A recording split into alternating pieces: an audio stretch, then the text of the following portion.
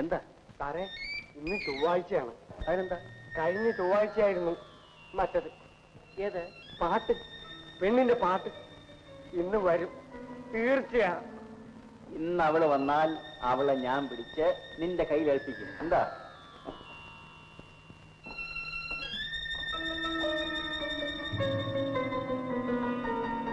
അയ്യോ അയ്യോ അയ്യോ എന്ത് പറ്റി? സാറേ, ആ പെണ്ണ് ഇപ്പൊ പാടിയത് സാറ് കേട്ടോ? ഏത് പെണ്ണ്? ഞാൻ കേട്ടില്ലല്ലോ. കേട്ടില്ലേ? ഇല്ല. അപ്പൊ എനിക്ക് തോന്നിയതായിരിക്കും പാടിയത്.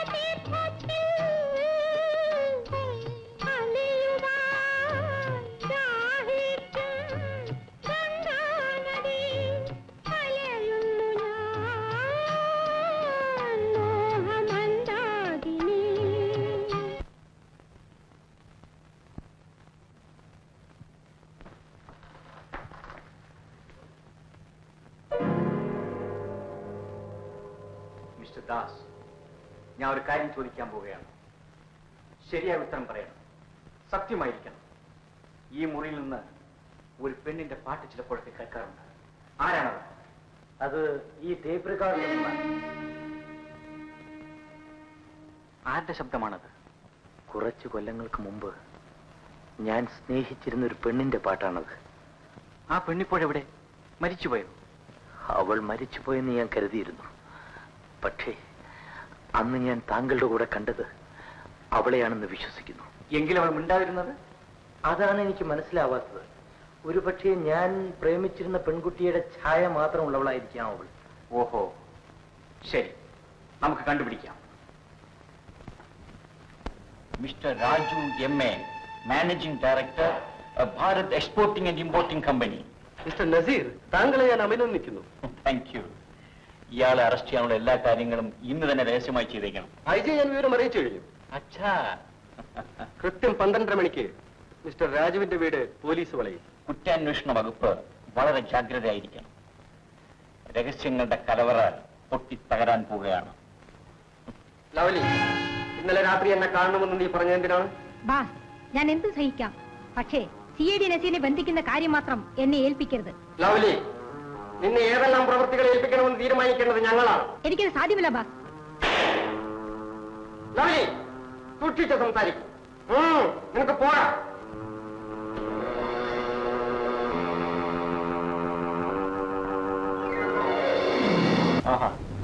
ശരി, അങ്ങനെ ആകട്ടെ. വായിച്ചോ. Thank you.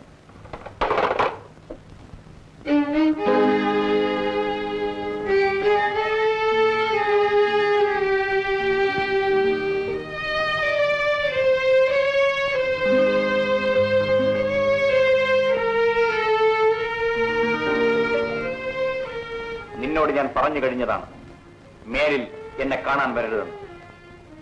അറിഞ്ഞോ അറിയാതെയോ നിന്നെ ഞാൻ സ്നേഹിച്ചു എന്നുള്ളത് ഒരു സത്യമാണ്. പക്ഷേ ഞാൻ ആരെയാണ് സ്നേഹിച്ചിരുന്നതെന്ന് അന്ന് എനിക്ക് മനസ്സിലാക്കാൻ കഴിഞ്ഞു. ഇന്ന് ഞാൻ പലതും മനസ്സിലാക്കുന്നു. അതുകൊണ്ട് എന്റെ കർത്തവ്യം എന്നെ വിലക്കുന്നു. ഞാൻ അതിൽ നിന്ന് പിന്തിരിയാൻ നിർബന്ധിതനായിപ്പോയി. ഇനി ശാന്തി ഇവിടെ നിൽക്കണ്ട, പൊയ്ക്കോ. അങ്ങ് എന്നെ വല്ലാതെ തെറ്റിദ്ധരിച്ചിരിക്കുകയാണെന്ന് എനിക്കറിയാം. എനിക്ക് ചിലതൊക്കെ പറയാനുണ്ട്. ദയവേത് കേൾക്കണം. എന്നെ ആട്ടി ഓടിക്കരുത്. എനിക്കും ചിലതൊക്കെ പറയാനുണ്ട്. അതിനുള്ള സമയവും സന്ദർഭവും ഇതല്ല. എന്റെ വാക്കുകൾ അങ്ങ് കേൾക്കുകയില്ലേ? പോകാൻ പറഞ്ഞാൽ പോകണം. ഞാൻ പോകാം. പറയാനുള്ള സ്ഥലവും സന്ദർഭവും ഈശ്വരൻ ഉണ്ടാക്കി തരും. ഈശ്വരൻ ചെയ്യാനുള്ളത് ഈശ്വരൻ ചെയ്തോളൂ. അതുകൊണ്ട് മനുഷ്യൻ ചെയ്യാനുള്ളത് ചെയ്യാതിരിക്കണമെന്നില്ല. എന്താണ് ചെയ്യേണ്ടതെന്ന് എനിക്ക് നല്ലതുപോലെ അറിയാം. പൊയ്ക്കോളൂ.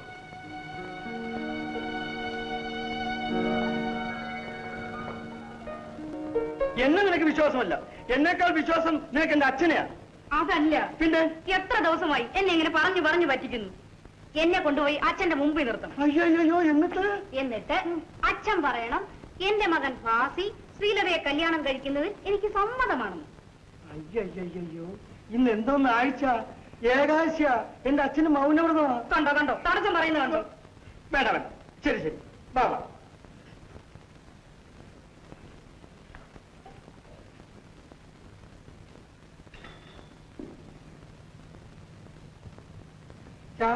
അച്ഛാ, ഞാനും ശ്രീലതയും വന്നിട്ടുണ്ട്. എന്താ അച്ഛൻ നമ്മളെ നോക്കാത്തത്? മിണ്ടരുത്, മൗനവ്രതം. അച്ഛാ, അച്ഛൻ പറഞ്ഞില്ലേ ഞങ്ങളുടെ കല്യാണത്തിന് സമ്മതമാണെന്ന്? കണ്ട ഇപ്പൊ ബോധ്യമായില്ലേ? അച്ഛാ ഞങ്ങൾ പോകട്ടോ?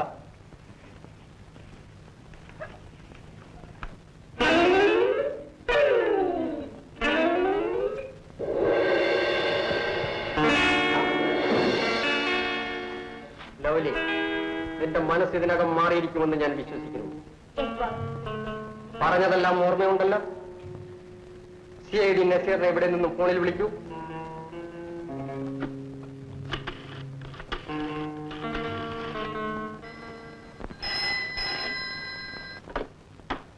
Hello. Yes. Lovely speaking. Hello lovely. അതെ, ഇന്ന് സുഭാഷ് പാർക്കിന് സമീപം വരണം. ഓഹോ, സുഭാഷ് പാർക്കിന് സമീപം. അവിടെ ഞാൻ വരണമല്ലേ? ഞാൻ കാത്തിരിക്കും. ഞാൻ കൃത്യസമയത്ത് എത്തിക്കൊള്ളാം. Yes darling, thank U.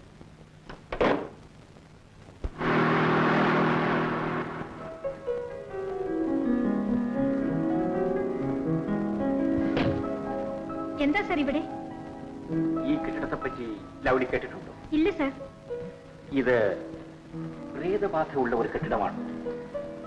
മങ്ങിയ നിലാവുള്ള രാത്രികളിലും നട്ടുച്ച നേരങ്ങളിലും നല്ല സുന്ദരിയായ ഒരു പെണ്ണ് നല്ല വെള്ള വസ്ത്രങ്ങളുമെല്ലാം ധരിച്ച് ഈ കെട്ടിടത്തിന്റെ പല ഭാഗങ്ങളിൽ നിന്ന് അങ്ങനെ മധുരമായി പാടാറുണ്ട്.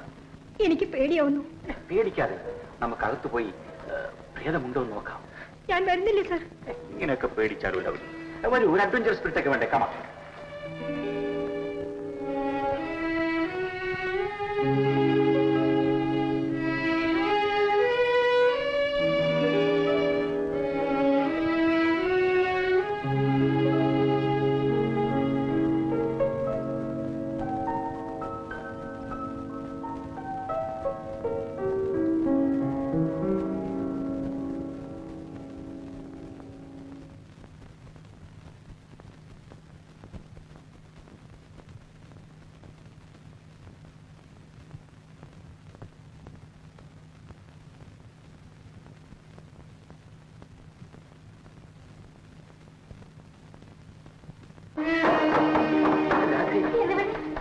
ഇത് ഞാനാണ്, നിന്റെ ദാസ്. വേണ്ട രാധേ, വേണ്ട, എന്നെ ഇനി അങ്ങനെ വിളിക്കണ്ട. ഞാൻ പണ്ടത്തെ രാധയല്ല, ഒരു മൃഗത്തെക്കാൾ അതപ്പതിച്ച ലൗലിയാണ്. നീ എന്റെ ജീവനാണ് രാധേ. ആയിരുന്നു. എന്നെ കൊള്ളക്കാർ തട്ടിക്കൊണ്ടുപോയി. ഒരു പെണ്ണിനെ എത്രമാത്രം നശിപ്പിക്കാമോ അത്രമാത്രം നശിപ്പിച്ചു. ഇന്ന് ഞാൻ ശിക്ഷ അറിയിക്കുന്നവളാണ്. നീ എന്ത് കുറ്റം ചെയ്തിട്ടുണ്ടെങ്കിലും നിനക്ക് ഞാൻ മാപ്പ് തരും. വേണ്ട, അവിടുന്ന് എന്നെ മറന്നു കളഞ്ഞേക്കും. എങ്കിലും എനിക്കൊരു കാര്യം ചെയ്യാൻ സാധിക്കും. കൊള്ളസംഘത്തിന്റെ എല്ലാ രഹസ്യങ്ങളും എനിക്കറിയാം. അവരെ കണ്ടുപിടിക്കുന്ന കാര്യത്തിൽ നിങ്ങളെ രണ്ടുപേരെയും ഞാൻ സഹായിക്കാം. Thank you. അപ്പൊ മിസ്റ്റർ ദാസ്, നിങ്ങൾക്ക് നിങ്ങളുടെ രാധയെ തിരിച്ചു കിട്ടിയല്ലോ. Thank you. ലൗലി. ഓ രാധ, ഏതായാലും പ്രേതത്തിന്റെ പാട്ട് കേട്ട് കഴിഞ്ഞല്ലോ.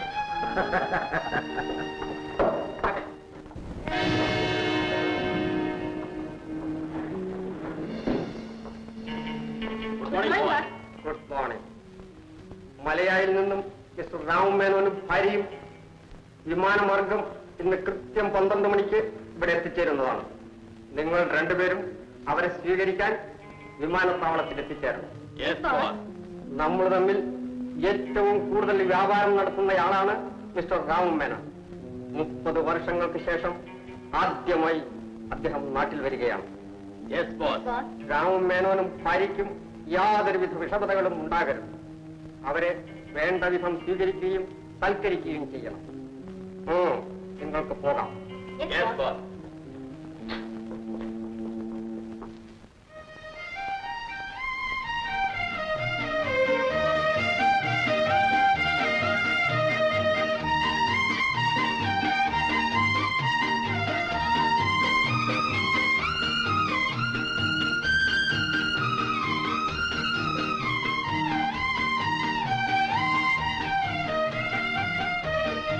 ഇത് എന്റെ ഭാര്യ, മലയാക്കാരിയാണ്.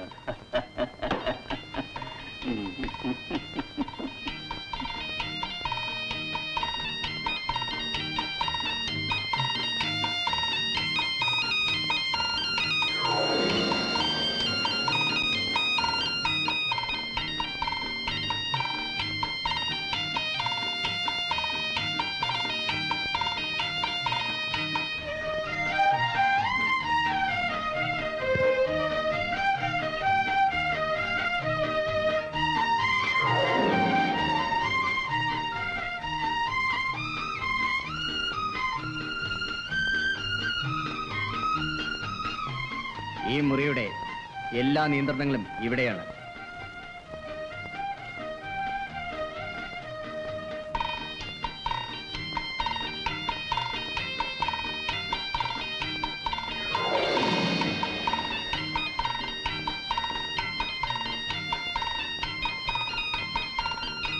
Take your honorable seat.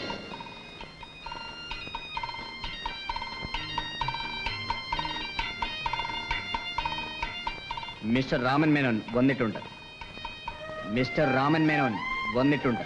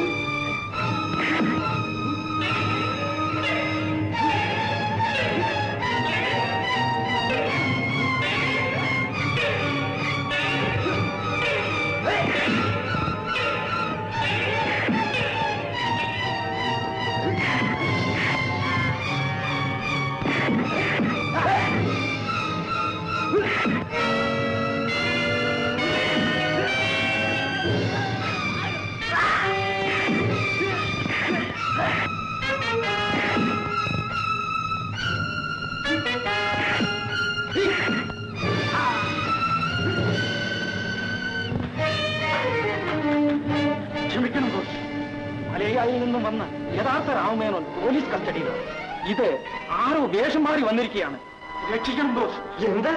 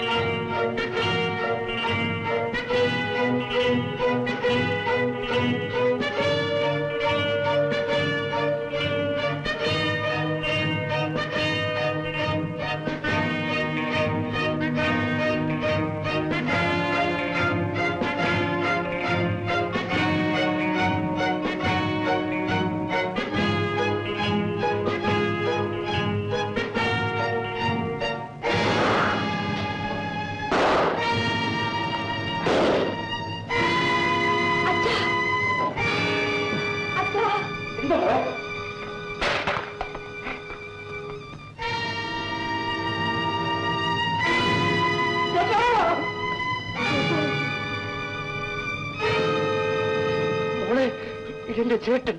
അതെ, താങ്കളുടെ ജ്യേഷ്ഠൻ തന്നെ. ഞാൻ കൊന്നു എന്ന് വിശ്വസിക്കപ്പെട്ടിരുന്ന കുമാരപ്പണിക്കർ. ശിവറാം അന്ന് മരിച്ചത് മറ്റൊരാളായിരുന്നു. ഇതെല്ലാം കുമാരപ്പണിക്കർ ചെയ്തതായിരുന്നു. ഇതെല്ലാം എനിക്കറിയാമായിരുന്നു. കുറ്റം എന്റെ മേൽ ചുമത്തപ്പെട്ടു. എങ്കിലും ഒളിവിൽ നടന്നുകൊണ്ട് സത്യം കണ്ടുപിടിക്കാൻ ഞാൻ ശ്രമിച്ചുകൊണ്ടിരുന്നു. ശാന്തി എന്നെ സഹായിക്കുകയും ചെയ്തു. അപ്പോൾ അന്നൊരു ദിവസം രാത്രിയിൽ ഞാൻ താമസിച്ചിരുന്ന ബംഗ്ലാവ് ആരോ പാമ്പ് വെച്ച് തകർക്കാൻ ശ്രമിച്ചപ്പോൾ ഞാൻ അവിടെ ഉണ്ടായിരുന്നു. അന്ന് എന്തെങ്കിലും അവിടെ സംഭവിക്കുമെന്ന് അമ്മാവൻ എന്റെ അടുത്ത് പറഞ്ഞിരുന്നു. അത് താങ്കളെ അറിയിക്കാൻ വേണ്ടിയാണ് ഞാൻ അവിടെ വന്നത്. അപ്പോഴേക്കും അത് സംഭവിച്ചു കഴിഞ്ഞു. സംശയിക്കത്തക്ക ചുറ്റുപാടിലാണ് താങ്കൾ എന്നെ കണ്ടത്. ഓഹോ. A.D. നസീർ ഈ കേസന്വേഷണത്തിന്റെ ചുമതല ഏറ്റെടുത്തപ്പോൾ ഏറ്റവും കൂടുതൽ ആഹ്ലാദിച്ച ഞാനാണ്. കാരണം യഥാർത്ഥ കുറ്റവാളിയെ അദ്ദേഹം കണ്ടുപിടിക്കും എന്നെനിക്ക് ഉറപ്പുണ്ടായിരുന്നു. അന്ന് ഞാൻ കണ്ട എന്റെ ജ്യേഷ്ഠന്റെ മൃതശരീരം അത് താങ്കളുടെ ജ്യേഷ്ഠന്റേതായിരുന്നില്ല. ബുദ്ധിമാനായ താങ്കളുടെ ജ്യേഷ്ഠൻ കാണിച്ച ഒരു തന്ത്രമായിരുന്നു അത്. സർക്കാരിനെയും പൊതുജനങ്ങളെയും താൻ മരിച്ചു എന്ന് ധരിപ്പിക്കുവാൻ വേണ്ടി അതേ ഛായയിലുള്ള ഒരു മൃതശരീരം അദ്ദേഹം പ്രദർശിപ്പിച്ചു. എന്റെ ഗുരുവായൂരപ്പ, എനിക്ക് ഒന്നും അറിഞ്ഞുകൂടാ.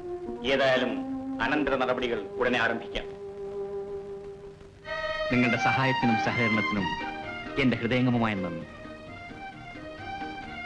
മിസ്റ്റർ നസീർ, കേരളം ഒരിക്കലും താങ്കളെ മറക്കില്ല. നമ്മുടെ ഭാസിയെ കണ്ടില്ലല്ലോ. അല്ല, വാസിയല്ലേ വരുന്നത്?